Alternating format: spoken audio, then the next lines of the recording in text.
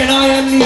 I love pretty girls and I love to eat. I made this rap from my mind, and I am very, very kind. I like to drive fast in fancy cars, and chicks stick me like chocolate bars. Say I'm bad, but I am good, so shut up now and eat some food. Todo lo problema mo ayusin mo naman. Kaya para todo para natin. Ano ba kinakatulog mo sa bago mo kapatid? Mundo ang klasika mo, wala ka magpagtarin. Kung ano bang sinasabi mo? Mali ang sinasabi mo.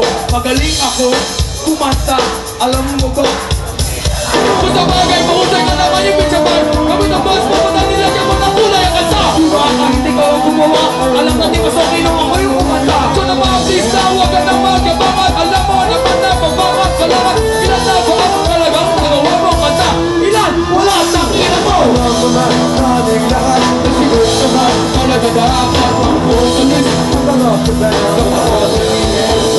Kapag teka lang, 1 minute pa rin ba? Bakit ulit pa? Ano ba lang baka sa paligod? Bakit mo naman nasabi na ikaw ang karalaman? Di isang kanta pa na wala ka naisira. Hindi ba sinusaman kahit di niya sinulat ang kinakanta nilang kata? Ay sobra ko sumikat tulad ko. Ate Kino, Ate Benedict Aquino, na wala na natang sisikat pa kahit sa show. Ewan ko, madali, huwag ka kong pakalit. Kumain mo kasi pa sa mukha na malupit. Baka makatingin ka na sa salat yung kapawag at hindi sa kata-kata sa kuspirante mo todo. Talaga, di nga, tatawa na ba ako?